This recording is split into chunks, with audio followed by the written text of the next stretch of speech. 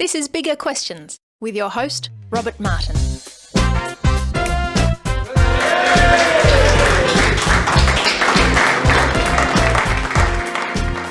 Welcome to Bigger Questions, recorded live in Melbourne's CBD. Today's big question: is God relevant today? My guest is Anthony B.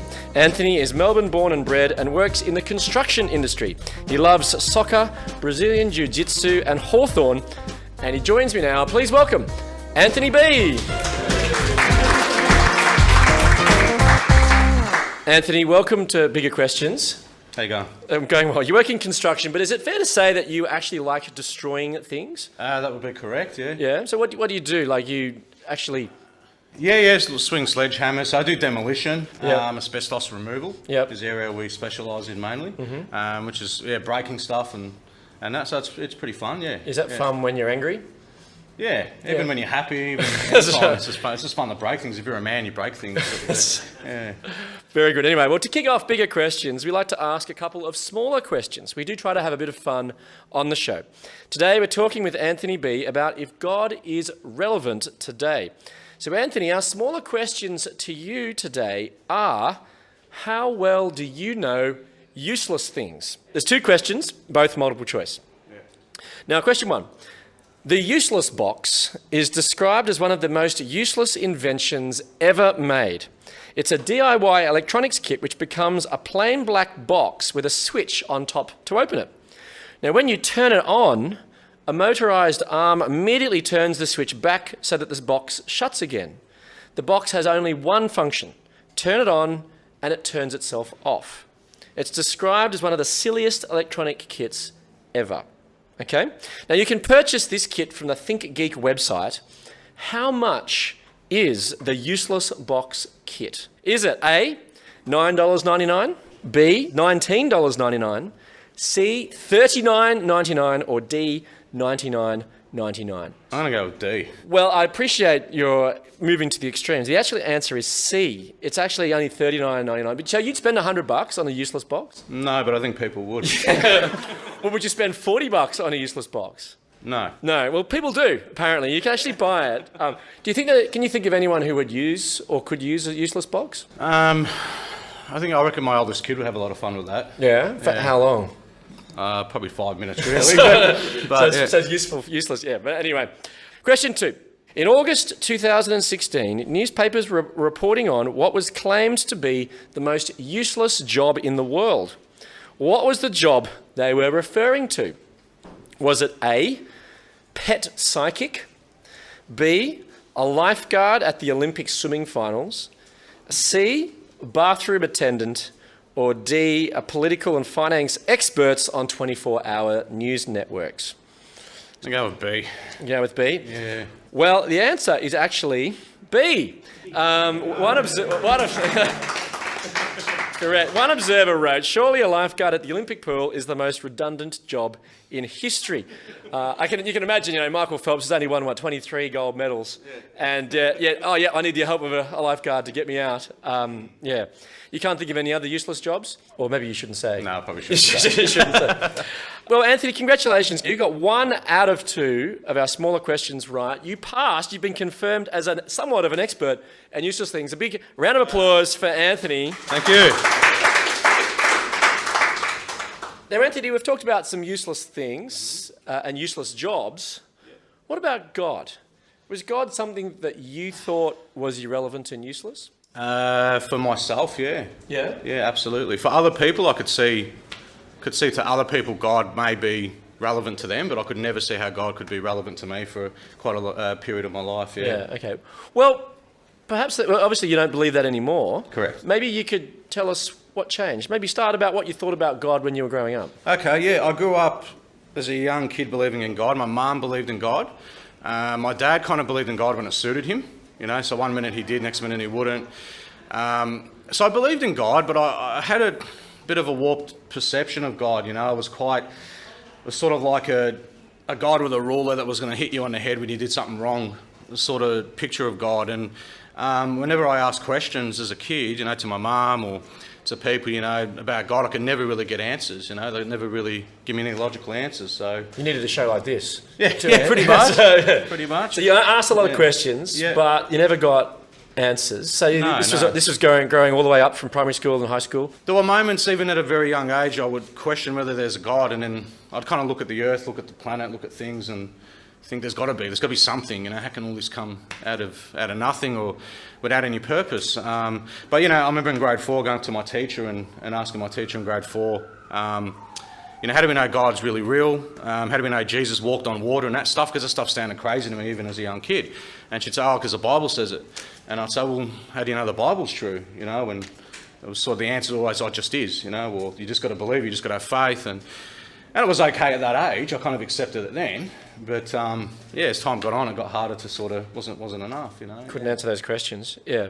So then you grew up and you joined the army at age 19. Yep. What happened then? All right, so I got in the army. I was around a lot of other people. Yeah, they didn't believe in God. I remember being in a room where no one else believed in God except for me. And when I got asked the question, why do you believe in God? I couldn't really give an answer. It was like saying because my mum said wasn't really relevant, an answer, or because it makes me feel a bit better, or I don't know. I couldn't really answer the question. I thought, why do I really believe in God? And I remember one of them making a point that Jesus didn't even exist as a person. And I didn't buy that at that time. Like I thought, no, he had to have existed. There's there's so much about this person. He's done so much around the world, and he had to be a person. But whether he was God or not, I didn't know. And then I started becoming an agnostic. I just wasn't sure anymore. Mm-hmm. Yeah. And was there around this time that you started drinking? As well? Yeah. So I got introduced to alcohol when I was there. Drank for the first time, and something just came over me. I always felt different to everybody else. There's always something about me that just didn't feel quite right. Something was missing in me. And when I had alcohol, that missing, that hole that I call the hole of the soul now, just got filled up, and I just felt invincible. I felt tough. I felt like I was the best looking man on the planet, the strongest. And I found myself, and I just couldn't wait to get drunk again. So it became a repetitive thing each weekend. Just get hammered, just get drunk, go out to nightclubs, pick up as many girls as I could, get in all sorts of trouble. And it was fun. It was really, really fun at that time for a while. And so did that conflict with your beliefs? You sort of claimed to believe in God. Was there a conflict there? Yeah, absolutely. I started realising, my morals changed, Like I was doing things under the influence of alcohol. Couldn't even remember half of the stuff I was doing too. And I don't know whether it was to deal with guilt or not, because I just didn't feel any guilt for what I was doing. My morals went from even trying to be good, I just didn't bother anymore. It was all about getting as much as I could out of life. And it put me in a real dangerous position. Reason being why it got so dangerous for me was because I kind of started coming to the conclusion as an agnostic going towards atheist, is there even really a right or wrong? Like, does it really matter whether you're Adolf Hitler or Mother Teresa? Like it makes no difference if there's no God. So what do I care? What do I do? And not to say that everybody that was an atheist and agnostic acted that way, but I just couldn't understand why you wouldn't want to just get the most that you can out of life and step on people. Like, why not? Like, what does it matter? And so give us an example of how you got into trouble. What was something that you did which was pretty... Yeah, many stories, but one in particular was pretty bad. I just remember my dad being really upset about it, and that was because I was 19 at this point, 20. Yeah, drink driving, and the police went to pull me over, and I kept driving. So I tried to outrun the cops and ended up in a dead end, and got arrested. There was assault. I got in a lot of trouble. And stuff like this was pretty regular. I was getting put in lock up a fair bit. Right. I don't know how I didn't do hard time, to be honest. Like, there's a lot of stuff I did I don't understand. I look back now, I realise something must have been looking after me, because I just got away with so much. Mm-hmm. Yeah. But then you also, at that point, you decided to go overseas. Yeah, well, basically what had happened, I was gotten in so much trouble. My way to deal with it was just leave. So I left my dad to deal with all the problems, and I took off and went to Malta. I went to live in Malta because my dad was planning to move there. And I got a job as a bouncer and security, which I got paid money to get drunk and fight. And it was awesome. Like, this is great. It was really, really good. Right. Yeah. So what was your experience of the church at that particular point, though? Yeah, it wasn't good. So you're obviously fairly much an atheist by this point. At this point, if I had any faith at all, it was...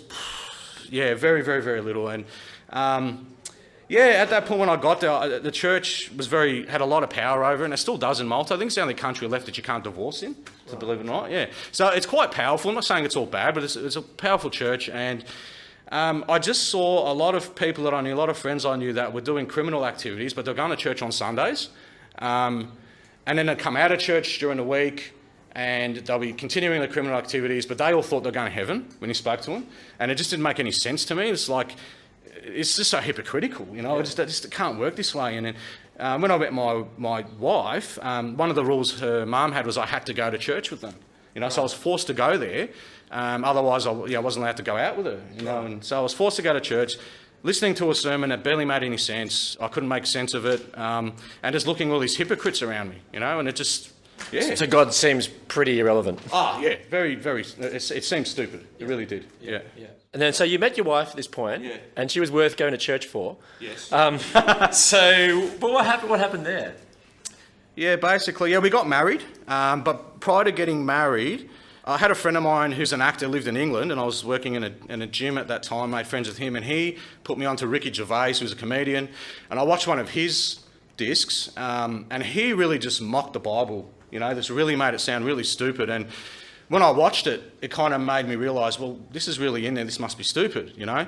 And then we went to get married, and my wife said, you have to go through this long process, and we had to get interviewed by the priest, and he'll have to question you. So I got questioned by the priest, and there was something that he'd asked, it just didn't sit right with me, and when I questioned it, he just could not give me an answer. You know, when I said, it doesn't make sense, this doesn't seem right, he just couldn't give me an answer. And my wife kind of pulled me aside and said, look, if you want to get married, you just have to agree with him. You know, and then I think that was it for me. It was like, fine, I'll agree with him, but I'm not going to church again. That's it. I've had enough. I'm sick of the hypocrisy, you know. Like I say, so we got married, come from Malta to Australia. Yep. And yeah, another big point. So what was happening with your drinking at this point? Okay, yeah, sorry. By this point, my drinking was getting worse and worse. Wasn't really working anymore. That hole that was being filled just wasn't quite working. But I didn't know what else to really do with my life. You know, this is all I knew. And again, I'd sit there and kind of philosophise with myself, like, what's the point of everything? And I guess I just poured myself another drink. And it was a way of not thinking about the bigger questions. It was a way of not wanting to deal with the things I was doing bad. But then at one point during this period, and I tried to stop drinking a lot of times, and I just couldn't do it. I could not do it. I tried so hard with my own willpower to stop, and could never stop. I know I sat on a couch one time, and I don't know, this guilt just came over me out of nowhere. It just hit me like a baseball bat. You know, all the things I'd been doing, the fights that I was having with my wife, and at times they were getting violent. You know, I'd smash up the entire house. I put my foot through a glass coffee table once. Smashed the house. This is in front of my younger kid as well. Just out of control, leave the house, wouldn't come home for 2 days, come back, and I'd wonder what her problem was, you know. So just this vicious cycle. The more I drink, the more she tried to control me. The more she tried to control me, the more I'd drink, because I didn't want to be controlled. And I just couldn't, none of us could see the problem, you know, but it was just going around in circles. But yeah, I sat on the couch one day and this guilt hit me, and something came over me, and I just realised, what if there's a right or wrong? What if there's an objective right or wrong?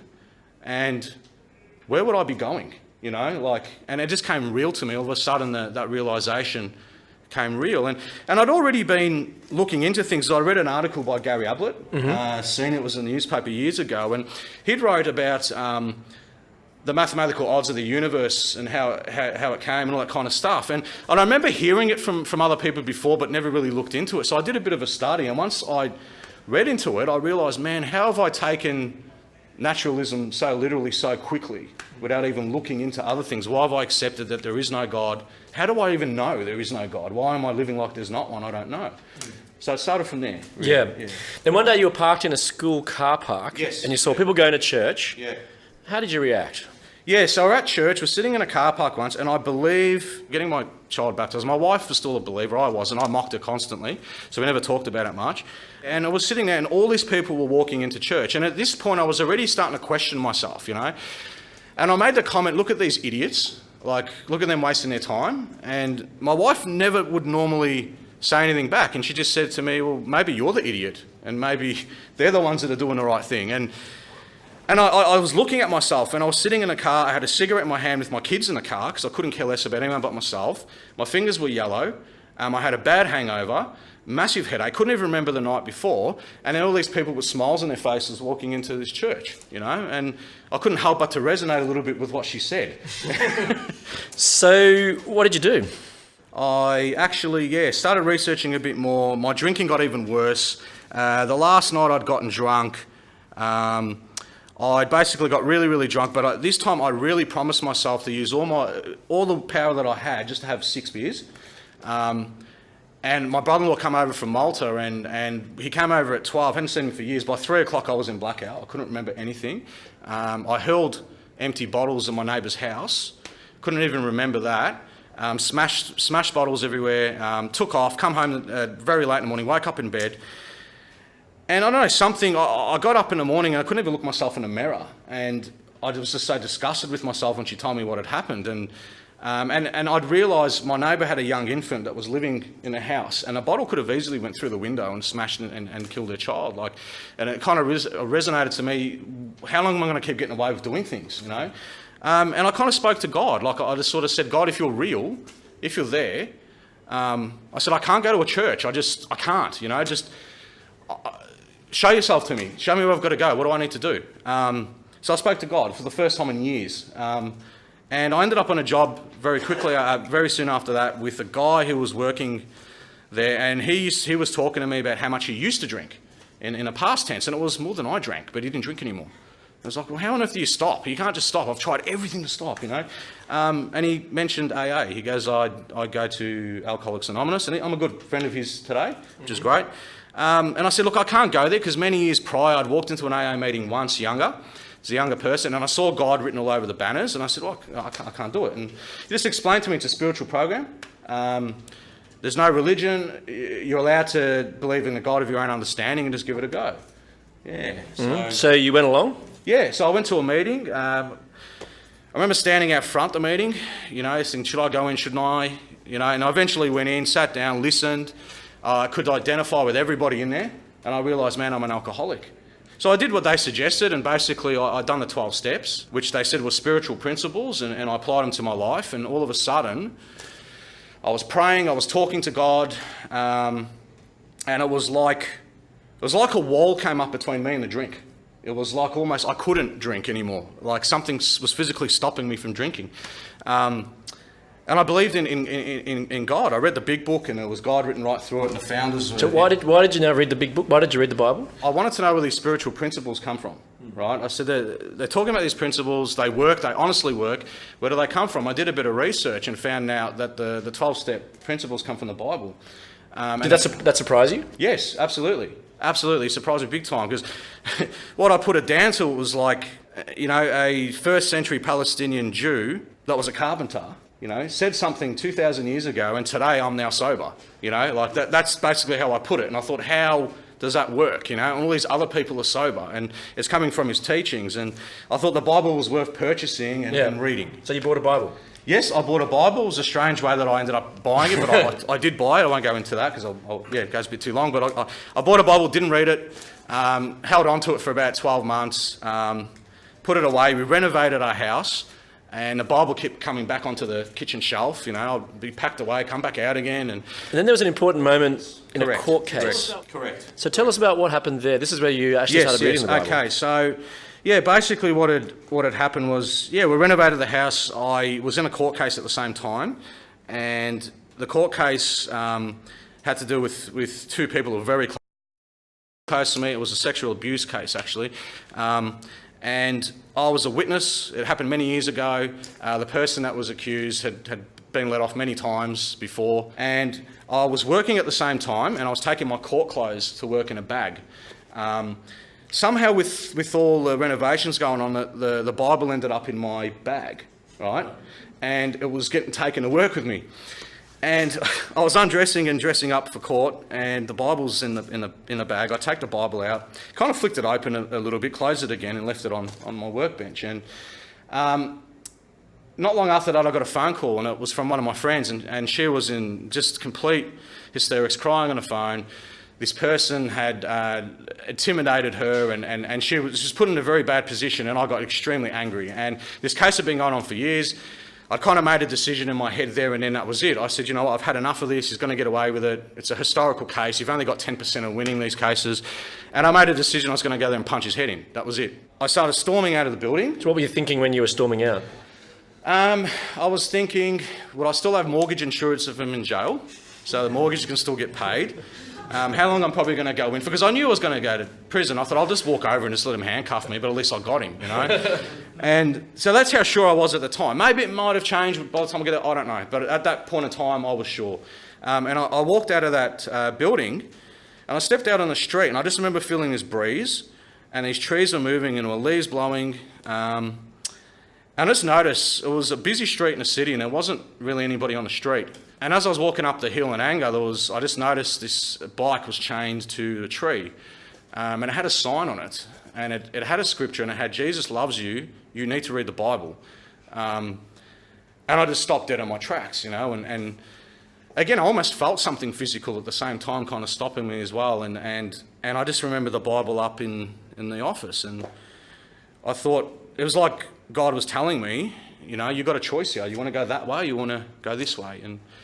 And before I'd even made the decision, I was almost on autopilot, just walking back up the stairs, went back into the office. It was in a construction site, went into my work office, pulled the Bible out, flipped it open, and there was a passage in there. And I didn't know the Bible well at all, and I just opened the New Testament, and it was Matthew 5, 43, 46.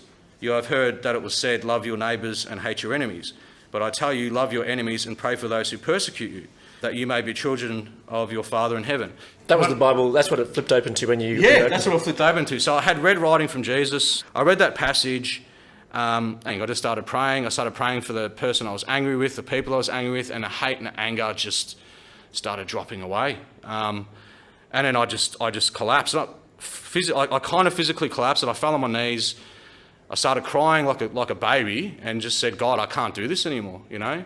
I just can't do this. Jesus, help me. If you will help me, I promise you I will devote my life to following you, and I will do everything that I can to bring more people to know your word, you know. And I said that to Jesus, and I got up, and I felt a peace that I hadn't felt before, you know, like it was a peace. That hole that I had as a kid, that hole that alcohol was filling, was gone. You know, it was something was really resonating in me. And I went through the rest of the court case calm. You know, nothing was upsetting me. Nothing seemed to bother me. My wife was getting really annoyed with how calm I was all the time. You know, I was just really, really calm. And we won the case. You know, the case came on our side and we won. And that was it. That was it for me. I started to continue to read the Bible. And yeah. So was God the only thing that could fill that hole, do you think? Yeah, absolutely. Some other things might be able to fill it for a little while and not properly, you know, but it's not what's meant to be. I believe it's the God hole that we all have, and only God can fill that, you know. Now, well-known atheist speaker Matt Dillahunty is critical of the Alcoholics Anonymous because he believes that you are not powerless and our lives are not unmanageable. He asserts that we're responsible for our own actions, that we can change our minds and our behaviours, and we don't need any power greater than ourselves to fix ourselves. How do you respond to Matt? I would say, I think my life is pretty unmanageable. You know, I would class that as unmanageable. I tried everything in my power to fix myself. I mean, the last time I drank, I made a promise to myself that I'll use every bit of my power to not get drunk. I couldn't do it. I tried to stop so many times, and the only thing that would work was believing in a power greater than me, that was God, you know, and the God of the Scriptures, which the AA book says, the God of the Scriptures, which is the God of the Bible. And look, the founders themselves of that program, they all believed in God. It's a Christian-based program, Christian principles. God's written in there over 400 times. So if he wants to believe it's not God, that's his business, but he's wrong. I'll tell him that. Well, speaking of the Scriptures, today's big question is God relevant today? And perhaps surprisingly, the Bible also offers an answer. In the Old Testament book of Ezekiel, a book written by a prophet, not the fashion brand, Ezekiel writes a prediction or prophecy about God's people, the nation of Israel, and says, I will sprinkle clean water on you, and you will be clean. I will cleanse you from all your impurities and from all your idols. I will give you a new heart and put a new spirit in you. I will remove from you your heart of stone and give you a heart of flesh. So, Anthony, in what way does this passage resonate with you and your experience? Probably one thing about that passage was I had a really bad relationship with my mum, and after coming to God and coming to Christ, that changed. And my mum had actually said to my sisters, who's this kid, or who's this son of mine? He's just a different person. It's like, he had a heart of stone, he's torn it out, now he wants to give me his own heart of flesh. And my mum said that to my sisters, you know. And when she said that, I just remembered this scripture, and it made me realise the change that God had done in my life, because it wasn't overnight. It was a gradual sort of thing that happened with time, and I couldn't really see where I'd come from. But that scripture made me really realise, wow, I do see the world in such a different lens, and it was such a weird feeling too. You know, it was like coming to God and coming to Christ. Even though I was an atheist and one for many years, it was like once I believed in God again, it was like a part of me always knew it was true anyway. Right. You know, and as well as meant to always be. And the promise Ezekiel makes here is to the nation of Israel. They were to be the people of God, and they'd gone wrong. They'd rejected God, had ignored him, and yet rather than simply give them a kick up the pants, God promises to reform them from the inside by giving them a new heart and a new spirit, promising to make them a brand new people. Do you feel like a new person? Yeah, I do. Yeah? In what ways? To many people that know me, from how I was before to how I am today, I'm a better husband, I'm a better father, I'm a better friend, I'm a better son-in-law, I'm a better everything, I'm a better worker, you know. I see the world today in a different lens, completely different lens to how I saw it before.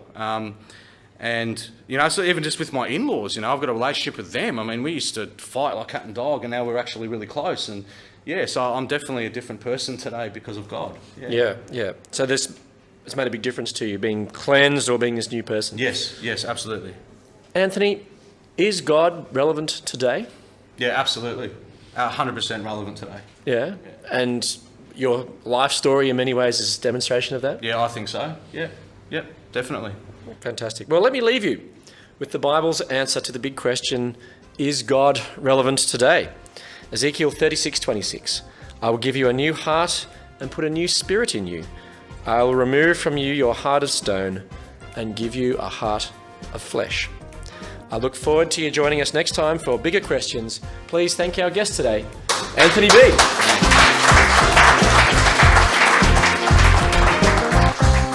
Thanks for listening to Bigger Questions. If you want to be part of the live audience or subscribe to the podcast, go to biggerquestions.org.